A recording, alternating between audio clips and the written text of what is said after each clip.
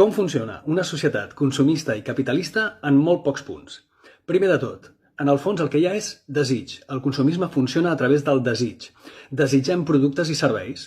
Els desitgem perquè els veiem en uns anuncis que mostren aquests productes i serveis envoltats d'una sèrie de persones, d'actors, que fan veure que gràcies a aquell producte o servei són més feliços, són més rics, són més guapos i lliguen més.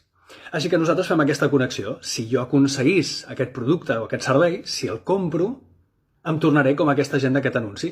Més rics, més guapos, més famosos o més lligaré més. El comprem. I immediatament, perquè no triga massa, ens adonem que això no funciona exactament així. I que tot i haver adquirit el producte o el servei, no som més rics, de fet som una mica més pobres perquè ens hi hem gastat els quartos, no som ni més guapos ni lliguem més. Llavors, què fem? Com omplim aquest buit? Doncs ens n'anem a les xarxes socials i postegem fotos de nosaltres amb aquests productes o serveis. Fem veure que els disfrutem i que ens ho passem molt bé amb ells. Pengem fotos de les nostres vacances, d'un restaurant de luxe al que hem anat, o d'un producte que ens acaba d'arribar a casa i fem un unboxing i diem «Oh, que xulo que és, quina meravella!». Per tant, ironies de la vida, el cercle es tanca. Ens hem convertit en els mateixos actors dels anuncis en què veiem els productes que desitjàvem.